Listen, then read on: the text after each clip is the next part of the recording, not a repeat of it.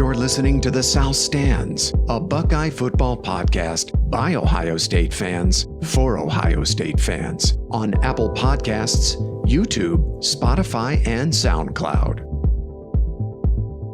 Welcome back to The South Stands, everyone from San Francisco. I'm your host, Zach Moore. Today is Sunday, October 25th, and I'm very happy to be joined once again by fellow South Stands contributor, Paige Van Horn from Denver. PVH, what's the word in Denver? Oh, it's snowing again. So, you know, snowing. Wow. We go from, summer to winter. That's the thing. We don't do seasons anymore. But yeah, it's like 10 degrees and snowy. Oh so my God. Pretty, wow. Pretty crazy. Well, good stuff. All right. So we are here today, of course, to recap Ohio State's 52-17 victory over Nebraska in Columbus yesterday. PVH, that was only 2 points off of your score prediction. You predicted 54-17 Ohio State. Nice work, my friend. I actually had Ohio State 52-24, so we were both pretty close. But man, you were like only 2 points off. I mean, you're developing some like prognostication skills on this podcast, my friend. It's very impressive. Well, I should maybe start gambling then. Yeah, so should I. Not to do. Yeah. Yeah, I need to start betting on your predictions. So as we know, quarterback Justin Fields was nearly perfect, completing 20 of 21 passes for 276 yards and 2 touchdowns. Field also ran 15 times for 54 yards and a touchdown. Now that was way too many rushing attempts, by the way, but we'll get to the Ohio State running game here shortly. Sophomore slot receiver Garrett Wilson was sensational, catching 7 balls for 129 yards and a touchdown. Junior receiver Chris Olave, also very good, caught 6 passes for 104 yards, but had to leave the game in the third quarter with what looked like a concussion, leaving his status for next week's big clash with Penn State in doubt. We'll see. Hopefully he'll be on the mend and can play next week. But it was freshman slot receiver Jackson Smith-Njigba, who made the play of the game in the fourth quarter on a 5-yard touchdown pass from Fields in the back of the end zone. That pass was initially ruled incomplete, but replayed showed Smith-Njigba got 1 foot down before landing out of bounds. That was an incredible catch, one of the best I've ever seen from an Ohio State receiver. On the other side of the ball, while they only surrendered 17 points and just 3 after halftime, the Buckeye defense looked a little shaky most of the day against let's face it, a one-dimensional Nebraska offense that really didn't want to throw the ball. Led primarily by quarterbacks Adrian Martinez and Luke McCaffrey in the run game, the Huskers gashed the Buckeyes for 210 yards on the ground, averaging nearly 6 yards a carry. They scored 2 first-half touchdowns. Ohio State did force 2 fumbles, though, one each by Martinez and McCaffrey. The Martinez fumbled was returned for a third-quarter touchdown by Sevyn Banks. And I think it was pretty much the game-sealing play. There was really no coming back from that point for Nebraska, right? Yeah. So not unexpectedly, Ohio State has some kinks to work out on that side of the ball, which we'll get into in a moment. Okay, PVH, to get us started, I want to get some high-level observations from you. Give me your initial impressions from what you saw yesterday. So I guess it depends what prism you decide to look at this team through, right? Anytime you win 52-17, any game, let alone a Big Ten game, let alone first game of the season, with all the stuff that they had to deal with, right? No training camp, so on and so forth. Mm-hmm. No spring. Yeah. No spring, right? What are you complaining about? That being said, I would suspect that most ardent Buckeye fans have many more concerns coming out of that game than going into that game. Mm-hmm. And so I guess it just depends on your perspective on it. They did a lot of great things, but there are some things, obviously, that they need to work out. And then the one thing I kept thinking as watching that team is, and I hate to do this, but the 2019 team would beat that team, in my opinion, by 2 touchdowns without question. Yeah, they would have yesterday. That's for sure.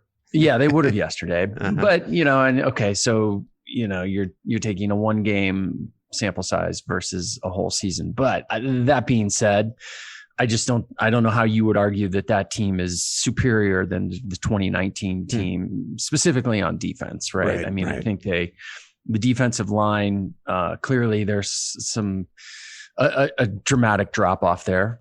Surprising, right? You lose Chase Young, like those guys don't grow on trees. So, what do you expect? Linebacker play, again, it's only going to take me 1 week, but I'm walking back. It's not even a week, 4 days ago, what I said about the linebackers is a problem.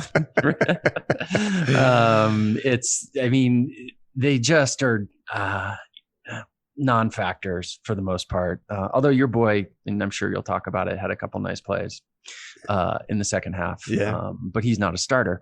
So there's an issue there. And then you have all the youth in the secondary. I think that defense, there's just no doubt they're going to take a step back. The question is how much of a step back. And so do I think they'll have any trouble winning all their games? No, I don't, until the playoff. But that's, again, so what, prism are you looking at this team through? It's can they beat Alabama and Clemson? And I don't think that team that's on the field today, unless there's dramatic improvements, is hanging with either one of them. Yeah, that was my takeaway as well. Now, the passing game was exactly what we thought it would be. Justin Fields, Chris Olave, Garrett Wilson are every bit as good as I thought they would be. Ohio State is as explosive at those three positions, I think, as any team in the country. Now, I had also expected the defense to look a little shaky. I said that in our prediction pod on Monday. So I was not surprised to see Nebraska move the ball a little bit and score some points. You've mentioned a lot of new faces in the secondary, for instance, safety Marcus Hooker, slot corner Marcus Williamson. They had their moments yesterday where missed tackles, bad tackling angles. You've already mentioned the linebackers. We'll get to those guys in a bit. I thought it was weird, and I don't know if you noticed this as well, and nobody seemed to be able to figure, none of the beat writers, the guys that have access to the coaches and players, seem to have any news on why Zach Harrison was working with the threes in the pregame and why he seemed to play sparingly in the game yesterday. I didn't see a lot of Tyreek Smith and PVH. Correct me if I'm wrong on that. I don't. Maybe I just, some of these guys change numbers and you don't realize that they're on the field. But I think Harrison and Smith are your number one and number two defensive ends. And yet it seemed as though Larry Johnson was leaning very heavily for much of the game, certainly early on Jonathan Cooper and Tyler Friday at end. And let's face it, that those are, they're good rotational defensive ends, but they're your third and fourth best player at that position. And we didn't really hear from Harrison until the second half. He did have a sack. Tyreek Smith, I don't remember seeing or hearing from him all day long. I don't remember him making a tackle or having an impact on the game. So I thought it was a little strange that we didn't really hear from Ohio State's top two defensive ends. And yeah, so that was my big takeaway. I think some things left, some worries on the defensive side. We got exactly what we expected from the passing game. And then there were some unfortunate questions, I think, from the running game. And actually, that's where I want to start, PBH, as we dive in. I think we were a little underwhelmed by the Ohio State running game. 215 yards on 28 attempts, 4 rushing touchdowns, but only 4.5 yards per carry. I know it's just one game after an unprecedented layoff, and I know they're both coming off serious injuries, Trey Sermon and Master Teague, that's who I'm talking about. They were both a little disappointing. I think you might agree on that. What was your takeaway from the Ohio State running game yesterday? Yeah, everything you said, it was underwhelming. I was candidly more underwhelmed with the offensive line. I just felt like those guys would be world beaters. Now, granted, Nebraska, if they do anything well, right, they have good linemen. Right. Their offensive line and their defensive linemen are probably better than most. But in fairness to Teague and to Sermon, there weren't a whole lot of gaping holes there. Now there were some runs where they definitely, they just didn't quite turn it up, or they, maybe didn't hit it the hole quickly enough. But it wasn't like, there were 5-yard holes that they could just go galloping through, which candidly is, what I was expecting from the offensive line. So not only was I underwhelmed by those guys just in general, in fact, I was even kind of thinking maybe, Steel Chambers getting all that playing time in the third quarter. Like, I wonder if he's, put himself in position to start to take more reps, because you're right, it wasn't there. But I also place a lot of that on the offensive line. Yeah. So we'll see. Point. And the expectations for those guys are sky high. I mean, Jesus Christ, every one of them is going to play in the pros. So I would just expect more from them. And that was definitely concerning, which then led to, why in God's name is Fields running as much as he did and taking the hits that he did, you know? And, you know, there's even 2 or 3 times you're like, oh God, that didn't look good, you know? And he kind of gets up just a teeny bit gingerly. And I'm like, this is game 1 against Nebraska. It's not a good sign here moving forward. No. So Sermon finished with 55 yards on 11 carries. Now he got a big chunk of that kind of late in the game. It was an 18-yard run, pretty much after the outcome had already been decided. The Nebraska defense was a little tired. Master Teague was equally underwhelming, 44 yards on 12 carries, though he did score 2 touchdowns. I thought, I agree with your observations on the offensive line, but it did to me seem like both Sermon and Teague were a little tentative, and I wasn't sure what to attribute that to. They're both coming off serious injuries, and it's reasonable to expect that both of them may still be kind of feeling things out. Maybe Sermon is still not 100% trusting that injured knee. Same with Teague. Maybe he's not 100% confident in that healed Achilles. And I tell you, you lose a lot of explosion. Well, we saw it with Tough Borland, who, you know, he probably wasn't gifted with a lot of athleticism to begin with, and we'll get to Borland in a second. But when he came off his Achilles injury 2 years ago, he was not the same player he was the year before. It's reasonable to expect, in the case of Teague, some drop off because of the injury. So I think that probably was a factor just psychologically, coming off serious injuries, not quite trusting your body yet in both of those cases. And then in the case of Sermon, you know, he's still new to this Ohio State offense. This is the season opener off of an unprecedented layoff.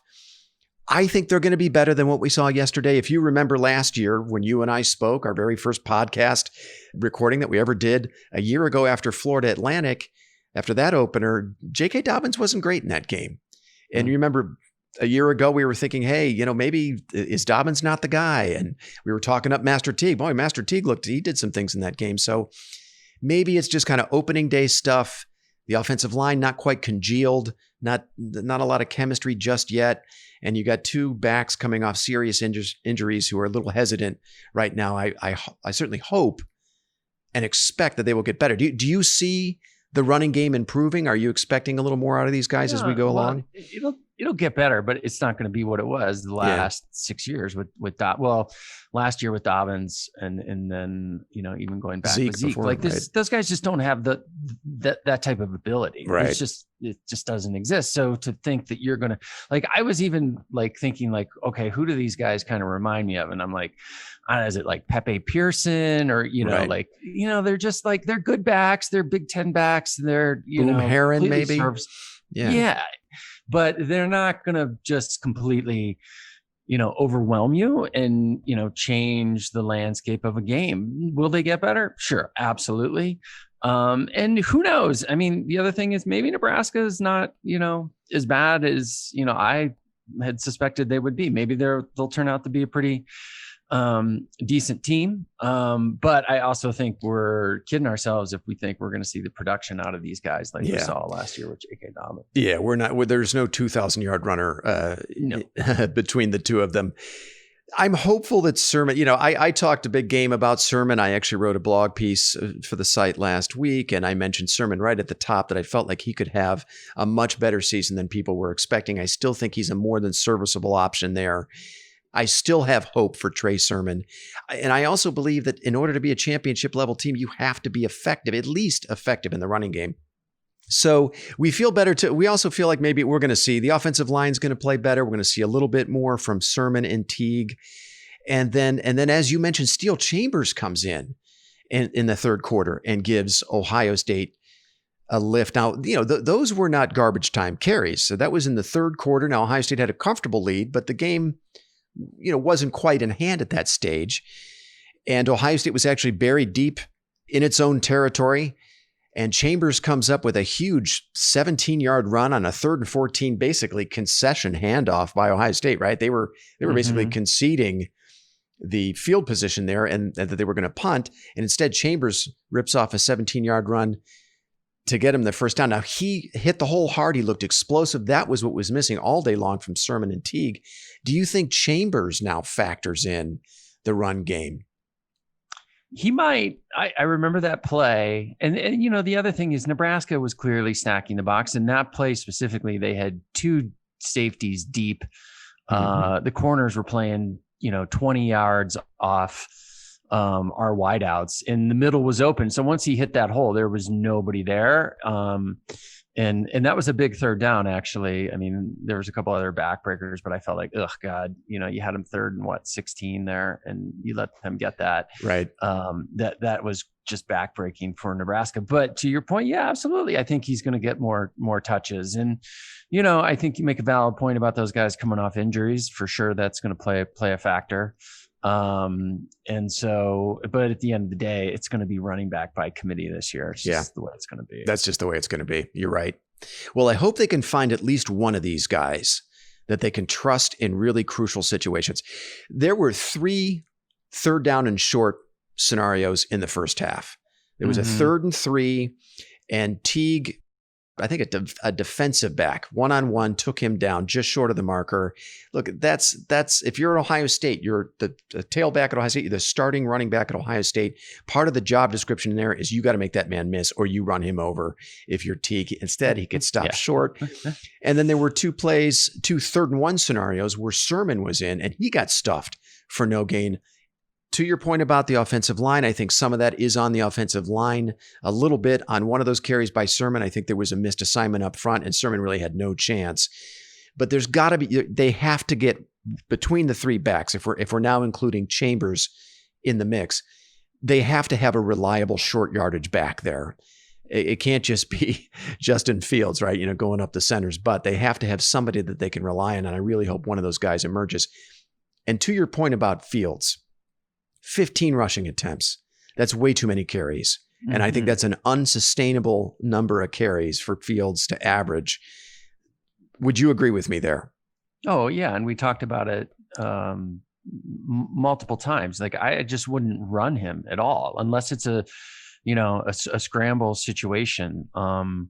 Now, I don't know where it's like that was Meyer's whole offense, the RPO, and, Day's obviously running a little bit different offense than that, but I just wouldn't, there's no way he needs to be running that much. And by the way, like 3rd and 2, I don't know why Fields under center in a quarterback sneak isn't a viable play there, right? I mean, with that, you get 4 every time, yeah. You get 4 or 3 every time, right? And they couldn't do it earlier, and it's just like, and I give them props for coming back to it, because it's like in the history of football, what is the percentage that play works? It's like 98% in the history of football, and yet teams like hand the ball off to the running back on 3rd and 1. Why would you do that? Well, especially with Justin Fields, who is so strong, right? Remember that play? Like he was scrambling and he almost went down, and the guy had him by like the ankle, and he just broke free from it, and put his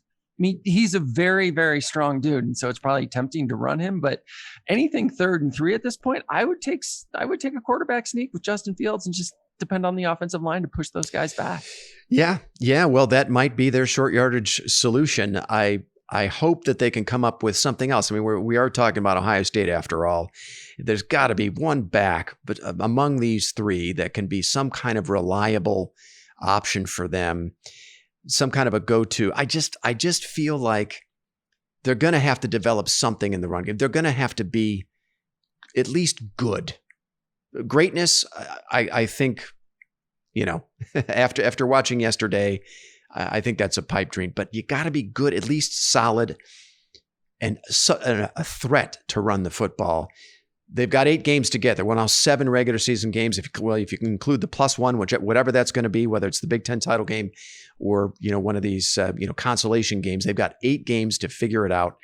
And I hope one of these backs can emerge to be a reliable, solid running threat in that offense. Let's move over to the receivers. Now, I mentioned them earlier. We saw exactly what we expected from Olave and Wilson.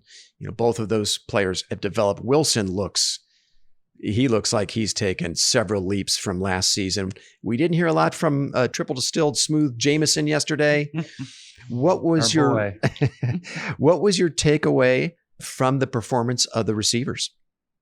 So so Wilson and Olave are actually, to me, very similar. It's like those guys don't even run; they like gallop. Yeah, they glide. They're just they literally just glide. And they're honestly. It's like hyperbole, but they're pure joy to watch. Like, holy, both of them are just, they're unbelievable. They're phenomenal. And they both can catch anything, you know, acrobatic catches. It's insane how good both of them are.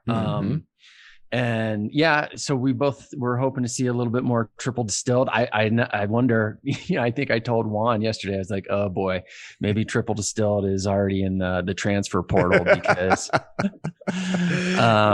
dude, how are you going to get touches? And, you know, the catch that you referenced from Smith and Jigba. Smith and Jigba might be the best catch you've ever seen. I mean, his entire body out of bounds and all his momentum going the other direction, and somehow still gets his foot down. Wow. That was crazy. So he's going to get more PT and balls thrown to him. So is Fleming. Yeah. And so, and you know, the other thing, it was like the third, I don't know, it was maybe the third pass, and Fields was running out to his right, and he literally ripped the ball 17 yards off 1 foot. Yeah. I don't know if you remember that play, but I was that. Like, yeah, holy shit. I mean, and just threw a strike to Olave, just effortless. And I was like, my God, that is just an insane throw. And those guys are just, they're wide open, you know, they're running the slants, they're wide open. They're just going to be a handful for any team. I'm sorry. I agree. To stop this. It's going to be an issue trying to stop those dudes. I agree. I like the word effortless because to me, that's the way the passing game just as a whole looks. It seemed like anytime they wanted 15 yards in the passing game, they could get it. And the totals here, Wilson and Olave, 13 receptions combined for 233 yards and a touchdown. And it could have been a lot more than that. Olave he got a little nicked up there in the third quarter at the end of a reception, and a vicious hit, one of several just vicious hits. Yeah, we need to talk about that. We need to get to that. We'll get to that late in a bit by the Nebraska secondary. They were flagged for 3 targeting penalties. 1 was overturned upon review, but 2 were upheld. So 2 ejections for Nebraska, and then the vicious hit on Olave that did not draw a flag. But we'll get to that in a bit. Overall, the receivers did not disappoint, and the promise there is tantalizing and exciting. And what we saw from Smith and Jigba, he figures to get more opportunities as the season goes along. Julian Fleming, we didn't see a ton of. They didn't rely much on the young guys. Day really leaned on his veteran guys on both sides of the ball. We didn't see a lot of young guys, and I guess that makes sense. No spring. Only a few weeks of contact practices, an unprecedented layoff. He was going to lean on his veterans yesterday, and that's certainly what he did in the passing game. Wilson, Olave, and Jamison Williams seemed to be out there getting the lion's share of the snaps. But what little we did see of Smith and Jigba and Fleming was tantalizing. I'm with you. Williams, to me, looks like a track guy playing wide receiver. And Smith and Jigba, especially him, and Julian Fleming look like great athletes with wide receiver skills. And you wonder how much longer Williams is going to be able to hold off a guy like Fleming. Smith and Jigba plays in the slot, so I don't think he's going to be a threat to Williams for playing time. But Fleming could be the guy who ends up starting there eventually. So any other thoughts, PVH, on the receivers before we move over to the other side of the ball? It's football, right? And those targeting penalties, I don't know. In the play that Olave got hurt on, that actually didn't even draw a penalty. I know.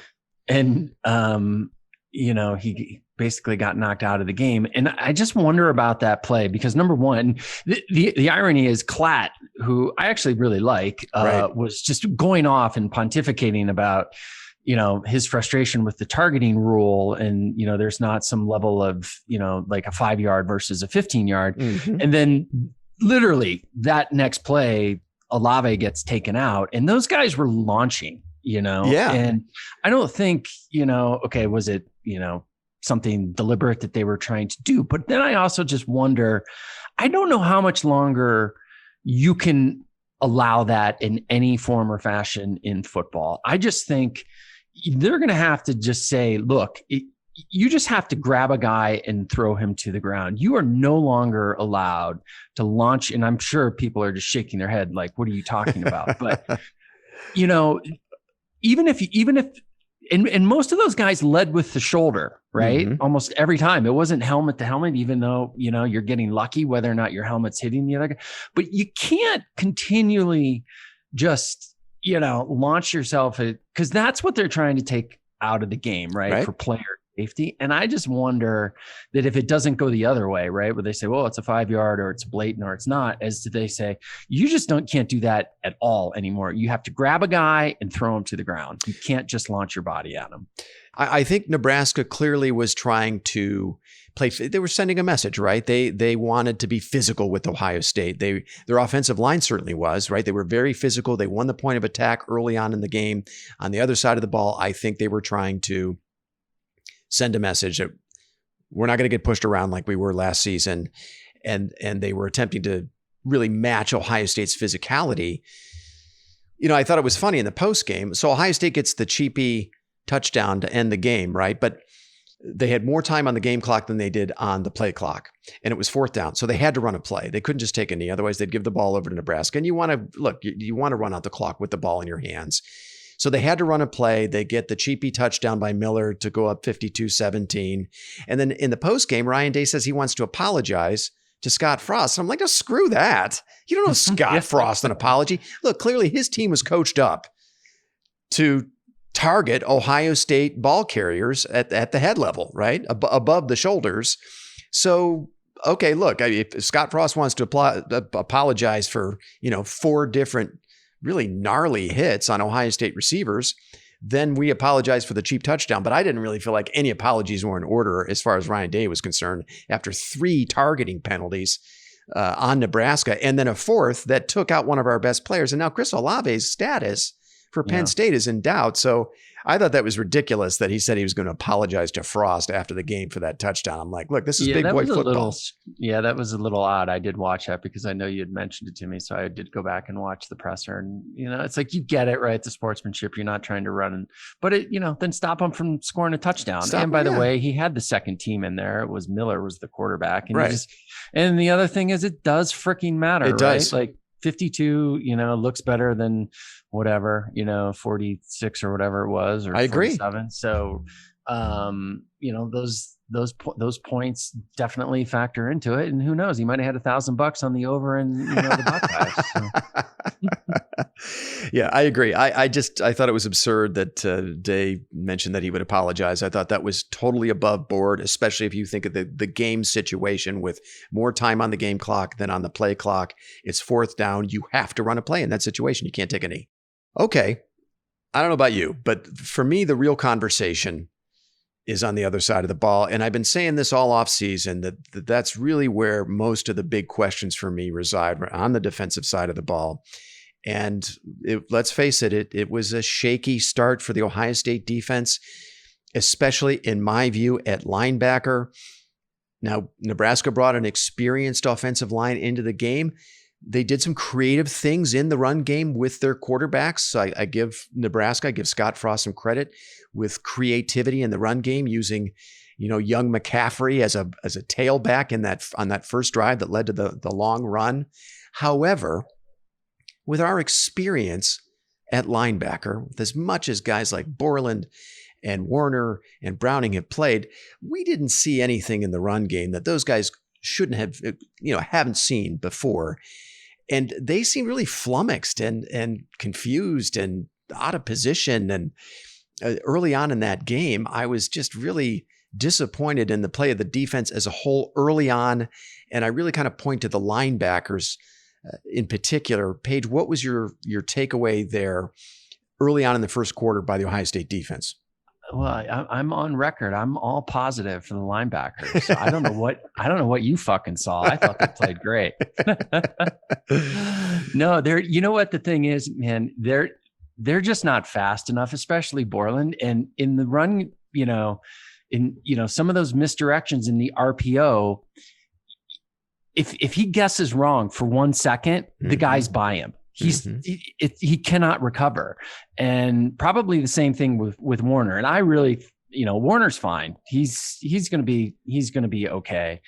But Borland, he's fine in a traditional Big Ten sense, but if there's any shiftiness or craftiness, and he doesn't guess right, it's over. The play is behind him. And if you have to watch Borland 5 yards behind the ball carrier one more time, right? It's like, watching 6-year-old, little kids play soccer, and there's just certain kids that are always behind the ball. That's Borland. That's exactly what it is. And it's painful to watch. And when they get to the second level, then you see them, rip off big plays, 20, 30-yard chunks. And they did it multiple times. Now, that being said, you could also make the argument after, it was 14-14, they made the adjustments, and they shut them down. There was no threat of a pass though whatsoever. Right. I mean, it was pretty much just shut this down, and they're pretty much, they've got no other place to go. But it's a major freaking concern. It is for me. I mean, against a one-dimensional offense that doesn't have a ton of playmakers and really didn't want to put the ball in the air, as you've mentioned, Paige, yesterday seemed like a game that was tailor-made for the Ohio State linebackers, right? We don't have to worry about anything in the pass, and we can just kind of line up and tee off and just, run, play downhill and make plays at the line of scrimmage. Between Martinez and McCaffrey, Nebraska threw it only 20 times. And on most of these plays, it seemed like every one of the 1,600 people in Ohio Stadium and the millions watching on TV kind of knew what was coming, right? It was Martinez was, it was a read option look. Martinez was either going to hand it off or keep it. He usually kept it. Same with McCaffrey. So Nebraska clearly wanted to run the ball. As I mentioned before, now they did do some interesting things there, but with our experience at linebacker, I really felt we should have been able to handle it. Between Warner, Browning, and Borland, now they led Ohio State in tackles. They were the top 3 tacklers in the game, but between the 3 of them, only 1 tackle for loss, and that was by Warner. I saw Browning caught out of position on several plays. At best, I think Borland, what you could say about Borland was just he really had no impact on the game. We saw another play, for the Borland gag reel where he overran a play, missing the ball carrier. It was Martinez on the play. Martinez on a design quarterback run gets out of the pocket. Borland overruns the play, so takes himself out of the play. But in the process, he takes out Josh Proctor too. Yeah, totally. And it's an easy first down conversion for Martinez. Now, a couple plays later, it was 3rd and long. And at this point, you had McCaffrey in the game, and you have Warner blitzing on the play. And he completely misdiagnoses the play. He blitzes. McCaffrey on a design run shoots right by him and almost gets the first down on 3rd down and 17. I think he gained like 15 yards. Yeah. So it was not a great sequence for Ohio State. And now earlier in that drive was the only tackle for loss by an Ohio State linebacker, and that was Warner. He hit Dedrick Mills in the backfield for a 4-yard loss. I guess you were talking about the yin and the yang of the Ohio State linebackers. They are capable of making some plays, but we need better play by the linebackers. I'm sorry, it's just not good enough. And this is the most experienced position group on the team. I think there's a ceiling there. Clearly, we know there's a ceiling there. We've been watching these kids play for many years now, especially Borland. I really feel like we're getting to a point probably sooner rather than later where the coaching staff is going to have to find out what else they have at linebacker. Yesterday, Dallas Gant came into the game in the 4th quarter, and he was cold from standing on the sidelines all afternoon. And within 4 plays, he had a pass breakup and a forced fumble. Right. I mean, he's standing on the sidelines for most of the afternoon. Gant did more in 4 plays than Borland did all day long. If Gant is the next man up, I want to see what he can do. What do you think? Yeah, I think you're right. And I think you made an interesting point when we were talking yesterday, when you were talking about Urban Meyer sticking with guys a little bit too long, when you just kind of felt like there has to be a better option on this team. There can't be this. You can't tell me this is the best they can be. And I think we were even talking about JT and JT Barrett. Yeah, you got JT Barrett, and oh my gosh, guess what? You also had Joe Burrow and Dwayne Haskins standing on the sidelines. And so does Day dig his heels in here? with, just senior loyalty and not using Urban's famous saying that, there's it's tough life in the city or whatever it is. That's life in the big city. Yeah. Life in the big city, and go try some of these younger guys. I think he absolutely has to. I don't think, I think last year they could get away with it because they were so dominant in the secondary and with the defensive line, but there's no way that they can get away with it this year. Like, they need the linebackers to be factors.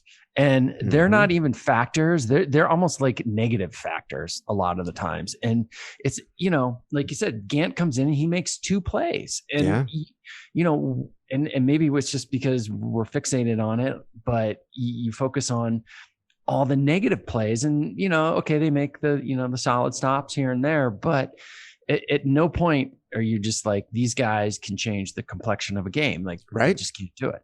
Yeah. When an opposing offense has its going and we need to stop the bleeding, usually on an Ohio State defense, there's somebody at the linebacker position that's like, I'm going to put an end to this. And who's that guy among the group? Is it Pete Warner? I don't know. Is he the guy carrying the big stick among the linebackers? I think he's miscast as the anchor of that group. I think Warner is very solid. I think he's got an NFL future. I think he's a really good, strong side linebacker. I think he's excellent in coverage. I think he has a niche there. I think he's miscast as the weak side linebacker. Now, the weak side linebacker, that position is normally reserved for the likes of Jerome Baker, ridiculous athletes like that, or AJ Hawk. Who else am I forgetting? Shazier. Ryan Shazier. Those are the guys that have played the position and have excelled at it, right? And you don't have to be a superstar at that position to be effective. Now, Jerome Baker was very, very good, and he's having a really good NFL career, but he wasn't a superstar All-American at that position. But the athleticism, the playmaking ability, go back and watch Jerome Baker's highlights from that 2016 season. Watch that interception he had against Baker Mayfield and Oklahoma, that big win Ohio State had on the road against the Sooners. Jerome Baker had a pick 6 in that game. Watch that guy get that ball and run up the sidelines. I'm sorry. Warner's a good, solid athlete. He does not have that same kind of athleticism that a player like Baker does. So I think Warner is miscast as the weak side linebacker. I think he's miscast as the anchor of that unit. I think he's a good, solid player. He's a really good guy as your number 2 linebacker. He's not your lead dog. And Browning, I don't know what they're doing with him at the strong side, at the Sam, because the Sam normally has coverage responsibilities. And if you're asking Browning to drop back in coverage, that is a total waste of his skill set.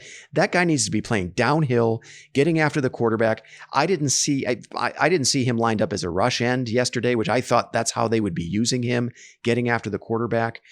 So I think there's a combination of some of these guys being miscast. They're not in a position where they're able to really use their strengths, their skill set. And then I think, as to your point, maybe we have a little too much loyalty to a player like Borland, who I'm sure has a lot of respect in the locker room. We're talking about a 3-time captain. That's a very rare honor. I'm sure he does a lot of things right. He does everything right, but there's a ceiling there. Mm-hmm. We've seen it for 3 years now going into his 4th season. There's a ceiling there. I think we have to find out what else we have there. And to me, Dallas Gant, he showed me something, man. We got to see what else they have, because what they have right now at linebacker is not good enough against Travis Etienne and Trevor Lawrence. It's not good enough against Najee Harris at Alabama. Those guys would eat the linebackers alive the way they played yesterday. Yeah. Okay. Yeah. My rant is over. Linebacker rant is over for this week. Well, you make a good point, right? And it's really, what are you expecting to see that you haven't already seen before? Right. And now the question is, are these guys just not good enough to beat them out? I just find it hard to believe that there's not some players there. And you do see it. It is a position that you do see young kids, Shazier, McMillan, those guys played early. Right? Probably as true freshmen. And I'm not saying that they've got a kid like that on the squad, but there's got to be more viable options at this point. There would have to be. This is a special season, right? Didn't Ryan Day say that when the season was postponed? In that Zoom call, he said, I'm very frustrated because this is a special team. You've got Justin Fields coming back, right? You've got a special talent in Fields. Guys like Sean Wade, they've come back to win a national championship. That's the goal for this team. That's the standard. That's the way they should be judged. And they're not good enough at linebacker right now. And I think it's disingenuous. I think you're doing your kids a disservice. And I think you're even doing Borland a disservice by asking them to do more than what they're capable, right? Because there's clearly a ceiling there. And I thought it was a mistake from the beginning. I thought we got way over our skis with the linebackers this year. A lot of people talking about, a lot of puff pieces on fan sites and stuff about the Ohio State linebackers and their experience. And, each of them is going to step up and contribute more. There's a ceiling there. Now, I do think Browning has a niche as a pass rusher, and he's a guy who can make things happen. He is capable of creating explosive plays, and that's what this defense is missing for me right now. They're a little short on explosive playmakers. We know what Sean Wade can do. We saw a little something from the defensive tackles. We'll get to those guys in a second. Haskell Garrett, how about that guy? Recovering from a gunshot wound. He had an impact at defensive tackle. Tommy Togiai looked good. But we need some playmakers, and we need at least one reliable, explosive playmaker from that linebacker group. I still think Browning can be that guy, but they have to deploy him in the right way. Having him out in coverage is a total waste of his skill set. You take talent over experience every day of the week, right? My good friend Bill Walton taught me that, right? He was actually referring to the Fab Five, right? Right. I'll take 5 talented freshmen over experience every day of the week, but it's probably part of the reason why there is so much inexperience on that defense that the linebackers are the one place where they do have a ton of experience, but it's a known quantity at this point. So right. I agree with you. I mean, it'll probably be a balance. It's not like they're going to make, wholesale changes. I don't think. I mean, they'll tweak things for sure, but we all thought once they got rid of Bill Davis and Al Washington came in, like, oh, well, that's the end of that run for these guys. That is not the case. There's something there. Right. But if they can just kind of monkey with it a little bit and get more production, or they're doomed, in the playoff, right? I mean, they will not beat Alabama and Clemson with that linebacking crew and that defense as a whole. There's no way. Not the way they played today for sure. And we're getting ahead of ourselves. It's one game. Yeah. Well, you're right. You're right. One game, long layoff. Now, to be fair, we haven't mentioned this yet, Werner is playing a new position, right? The weak side. He's not on the strong side this year. He's weak side linebacker. And Browning as well. He's playing the Sam, moved from the middle. So we've seen a little, it's understandable. So it begs the question, like you talk about that stuff, and candidly, I have no freaking idea what you're talking about. But if you have a whole new inexperienced defense, why would you switch positions of 2 of your most experienced guys? Yeah. I questioned those moves when they were announced. That was about a month ago. We found out even Warner himself was surprised at the move to the weak side. I think Warner could be an effective weak side linebacker, somebody like maybe a Ross Homan, but he's not cut from the same cloth of some of the linebackers we've had there in the recent past. Then I think you're going to need guys like that to win championships. That you need playmakers at that level. And I know I'm belaboring the point at this stage. Dallas Gant, that's a guy to watch. Watch Gant, and let's see if he emerges and becomes part of that inside linebacker rotation with Borland. With Borland. I combined the two names. Borland. There you go. If you could combine the two, they would be a good player, right? You could have a really great linebacker. Burner. All right. Well, hey, let's move on real quick to what we saw at defensive tackle.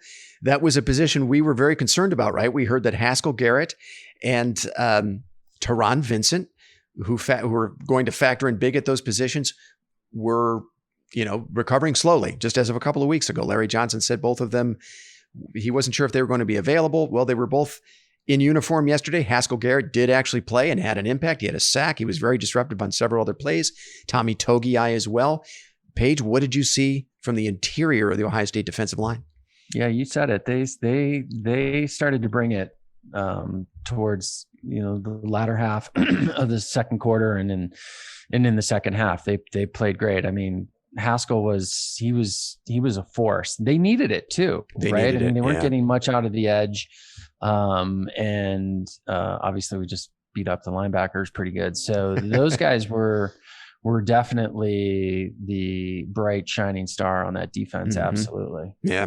Haskell Garrett finished with 2 tackles. He did have 1 sack. Tommy Togiai, he finished with 3 tackles. Now, he was in the backfield a lot. He was not credited with a tackle for a loss or a quarterback hurry, but he seemed to be very disruptive back there. And I really like what I saw out of them. Now, let's get Teron Vincent healthy. And then I think you got a really nice rotation there on the interior, guys that can actually be disruptive and make plays. We're not just talking about bodies. So then that brings us back to defensive end. And I'm really curious. It was really frustrating. The post-game interview, I think Ryan Day talked to reporters for like 12 minutes or something. It was a really short interview, but nobody asked about Zach Harrison. I thought that was huge news. Why was he working with the 3s? I'm thinking it's got to be some kind of disciplinary action, right? Or some kind of mild injury. I thought I saw a little brace on his knee. But look, we need Zach Harrison to fulfill his promise as the next great defensive end in line, right?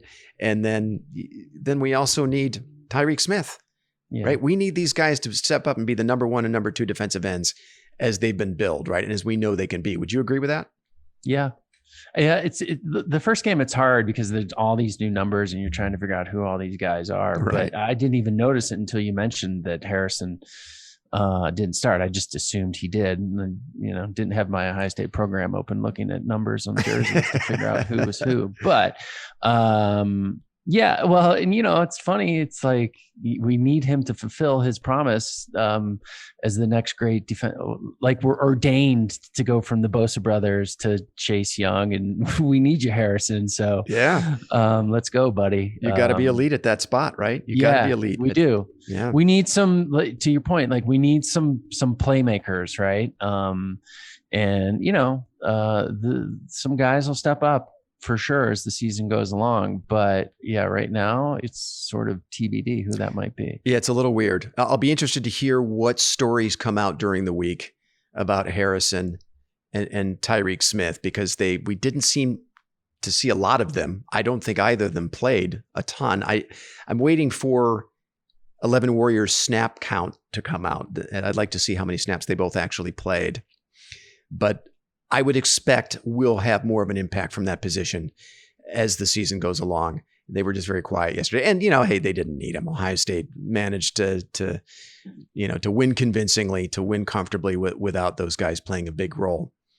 All right. So do you have any other thoughts before we move on to some of the other action around the Big Ten? I want to talk about some of these other games. We saw some pretty big developments around the Big Ten. But before we do that, PVH, any other observations about the Ohio State defense or about the Nebraska game in general? No, I think we covered it. I think, they answered some questions. But there's also, I guess the overarching, I guess I would ask you, are you feeling more confident or less confident of this team after watching that first game? Well, interestingly, after I kind of slept on it and listen to some other podcasts, some other views that I really trust, like Doug Lesmerises and Bill Landis, guys like that, I actually felt a little bit better about the performance. And then I started to feel like maybe I had overreacted a little bit yesterday, kind of in the immediate aftermath of the game. But I suppose it's a good thing. You win by 5 touchdowns after an unprecedented layoff and a very weird offseason. And you're opening, the opener was supposed to be Bowling Green. And instead you get a Big Ten caliber team. Now we know it's Nebraska. We know it's not, Nebraska's not, we're not talking about Tom Osborne's Nebraska here, but they made for a much tougher opening day opponent than a Bowling Green would. So I think it's a good thing when you win by 5 touchdowns, certainly from a coach's perspective, right? It's a good thing when you can win by 5 touchdowns and there's still things to work on. And I do think we're going to see some of these areas that were underwhelming yesterday are areas where we're definitely going to see some improvement. And some of these younger players, Marcus Hooker, Marcus Williamson, who are really starting for the first time, I think those guys will improve as the season goes along. So I'm feeling actually a little bit better than I did in the immediate aftermath yesterday, but there's still a ways to go, in my view, before I would consider them in the same echelon as Clemson and Alabama right now. They still have a little work to do in my view. How about you? Yeah, no, I think that sums it up. In answering my own question, I feel worse about this team than I did on Friday. You did. You do. Okay. Yeah, I think some of these holes are, like running back and things. We'll be okay, right? And they will be okay, but I think they're bigger issues, than maybe I was thinking. And so, yeah, and you make a fair point, right? I mean, it is. They didn't get to open up against Ball State. So, but then it also, whatever, I don't even go down that rat hole, but it is kind of nice. You just got to play good game. It's like you have to play great teams or good teams. You can't stack your schedule with, just 4 absolutely, gimme W's, which is a whole nother topic for another day, but, and they will get better. And I do think, I guess you have to take that into account, but there are some issues that need to be ironed out. That's for sure. So in your view, what are the biggest concerns? Give me your top 3 in order of concern. What was your number 1 concern coming out of the game? Well, it's the linebackers are number 1. Okay. And number 2, I think running back is going to be an issue going forward. And then I think just general in youth on the defense, which, probably really does hurt them to not have those 4 games where they could, rotate, and give some of these other guys a chance and see what they can do. Right. And, you're not necessarily burning a red shirt, they get some playing time. He might not have that, or he's not, and none of them are. They all have to play by the same rules, but they're not going to have that luxury this year. So they're just going to have to figure it out on the practice field more so than in game time situations. I feel like there's maybe a couple of positions that aren't quite settled yet. I feel like safety is one of them. I'm not sure that Marcus Hooker did anything to inspire like a ton of confidence yesterday. I think he was better in the second half, but he missed some tackles. He missed McCaffrey on that long run in the first quarter. He had a chance to bring him down about 25 yards earlier than where that play ended up, and he missed him. There were a couple other plays where it felt like he either took a bad angle or just, he wasn't entering the frame of my television, of my picture fast enough, right, to get after a ball carrier. And I wonder if Josh Proctor might have an opportunity to eventually win that job back. It seems like they're both going to factor in play quite a bit. Actually, now that I'm talking about this, we didn't really talk about the secondary. And it's probably largely because Nebraska just didn't really test the secondary, right? They really wanted to run the ball, kept the ball on the ground for the most part. They didn't test Sean Wade wisely. Wade was kind of doing his job, shutting out whoever he was covering. We saw a nice little flash from Seven Banks.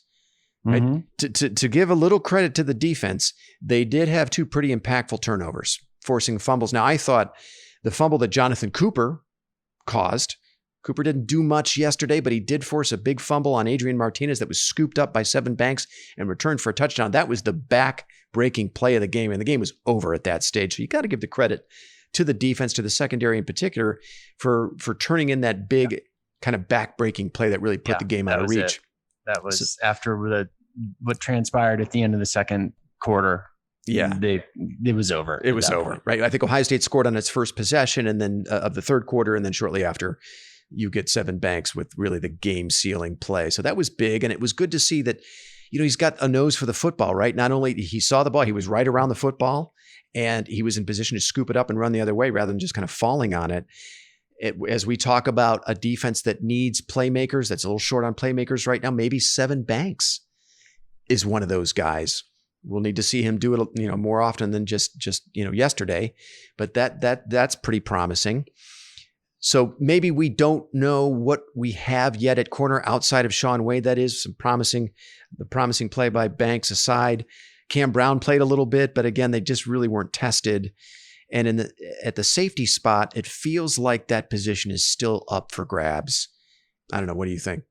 Yeah, no, I think you're right. And I think it all is going to depend on what they do with the linebackers, because those guys are athletes, and you can see like they were taking bad angles at certain points. That's what led to some of those longer runs, and it's just like, look, yeah, we don't want to thwart your athleticism, but do your job, right? Stay in your lane. Don't, stay in your, don't take these crappy angles, because now you're turning a 15-yard, play into 35 yards. And you could just see guys doing that, right? It's just inexperience. And so you're going to have to live with some of that this year. I think so. But with experience, they'll probably lock some of that stuff down too. Yeah. I wonder if they could leverage Josh Proctor. And there was some discussion, by the way, on Twitter. This isn't an original thought. I saw some other folks who know the game much better than me throwing this out there on Twitter, but I wonder if there's a way that they could leverage Josh Proctor playing near the line of scrimmage a little bit more and more, that bullet roll, right? We had that player back in the late 2000s with Jermel Hines. I don't know if you remember him. Hines was kind of a hybrid safety linebacker in Jim Tressel's defense that played. I think back then they called it the star position, if I'm not mistaken. Could they leverage Proctor a little bit more around the line of scrimmage? He's a physical guy. He's a great athlete. Maybe he plays a little bit more in passing situations near the line of scrimmage to help give some explosive playmaking ability to that second level that's really missing that right now. That'll be interesting to see what they do, what kind of changes they make coming out of yesterday's performance. All right. Well, look, I think we've really covered yesterday's game from every angle. We've beaten the poor linebackers to a bloody pulp. So let's give that a rest. There were some very interesting developments around the Big Ten yesterday, PVH. I want to start with Penn State's overtime loss to Indiana. Yesterday, that was a fantastic finish. Now, Penn State, oh man, I don't know how in the hell they lost this game. If you look at the box score, the final was 36-35. Indiana wins it in overtime. The game, they decided to go for two instead of kick the extra point. They go for two. Michael Penix Jr. barely converts. Did you happen to see that play, by the way? I did. Did he get in, do you think? Or was he? I did. Live, I thought no. Same. But, in slow-mo, and it's that whole thing, right? They called it a touchdown on the field. So they're not going to there wasn't enough to overturn it. But in real time, I didn't think he got that. Oh, man, what a finish. Penn State now really dominated the box score. If you look at it, dominated time of possession, 40-25 to 19-35. They outgained IU 488 to 211. Now, they did turn the ball over 3 times. That's the great equalizer in a game like that. I think Penn State also had like 10 penalties. So very sloppy from that standpoint, but certainly a game Penn State should have won. The play that everybody's pointing to was that last touchdown by Penn State, where their running back could have just taken a knee at the 1 yard line and they could have run out the clock there. Instead, he goes in. Penn State goes up 8.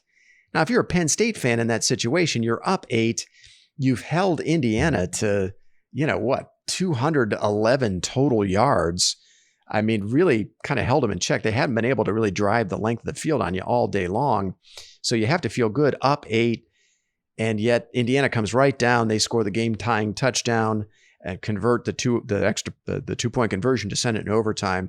Anyway, huge win for Indiana. Penn State goes down. That takes a little luster off of the matchup next week between Ohio State and Penn State.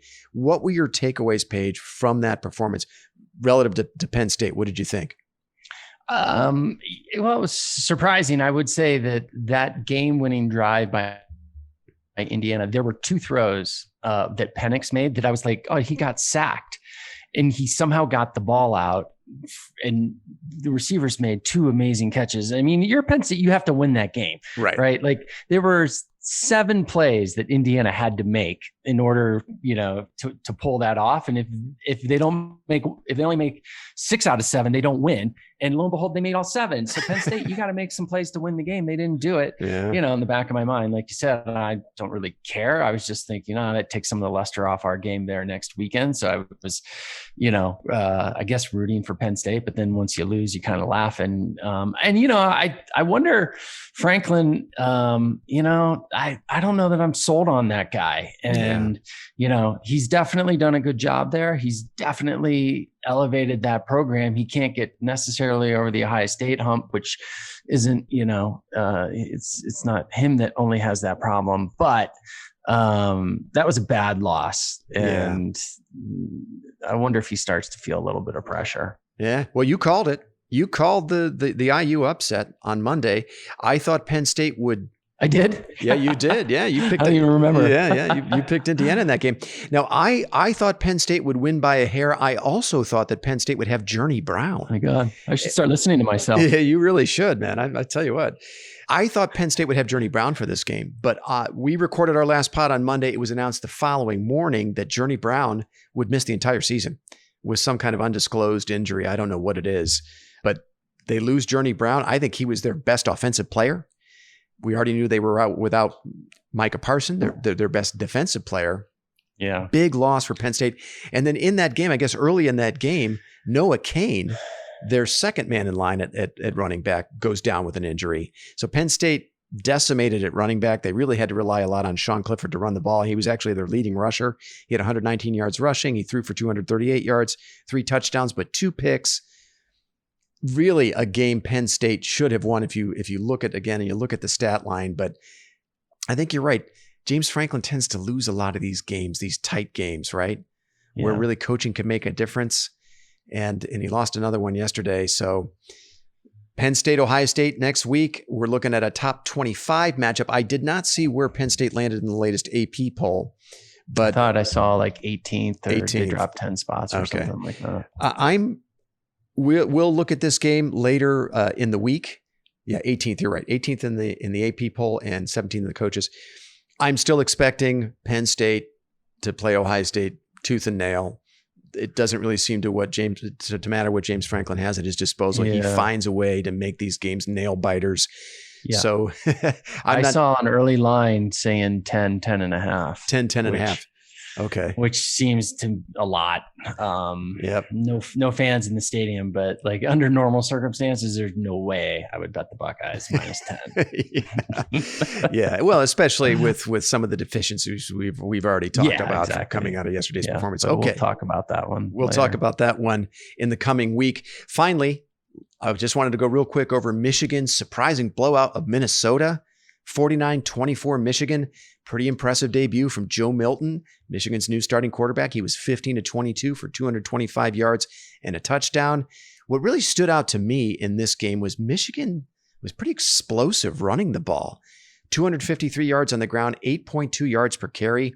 They had runs of 70 and 66. They also had a big return on special teams. The defense had a big strip sack for a touchdown on Tanner Morgan. So a lot of explosive plays out of Michigan that we have not seen over the last couple of years against a pretty good opponent. Now, Minnesota was playing a little shorthanded, as it turned out. They were down their starting right guard and right tackle. They were down a starting linebacker as well as their starting place kicker and punter. I assume these are all COVID related. They didn't say why these players were all missing the game, but so Minnesota a little shorthanded, but still got to give credit to Michigan. They bludgeoned Minnesota yesterday. What was your takeaway from the Michigan-Minnesota game? Yeah, I didn't see any of it. Okay. And I did think that they would lose, and I thought there was a good chance Michigan would, go 3-5. So good for Michigan. I'm happy. Right. Rub yourself in coconut oil. Let's be the team that we all want you to be, Michigan. I still have bad news for you though. The Ryan Day train's coming for you in November. So I'm happy for him. Good. Go win a big road game. Right. Great. Yeah. Win a game that matters. Yeah. Milton looked impressive. But again, we've kind of seen this movie before. We see Michigan dominant in an early season game that doesn't really matter all that much. I will give Harbaugh some credit. These are the types of games he wins and looks impressive. Yeah, he does. He does win these games. It's against the top 10. It's the upper echelon teams where Michigan really just has been outclassed. So until they run into a team like that, there's really not a lot to say about Michigan. I think they've got a big matchup in a few weeks with Wisconsin, who, by the way, looked pretty impressive on Friday night. Yeah, Wisconsin did. It looks like they may actually have a quarterback that can do some damage. I was pretty impressed with Graham Mertz, and that's been the big shortcoming of Wisconsin, right? Is that they haven't had a guy that can really beat you down the field. So we'll see how things unfold in the Big Ten West with Wisconsin. Doesn't Nebraska play at Wisconsin next week? Oh, that's right. They do. They do. That's right. Or is it in Lincoln?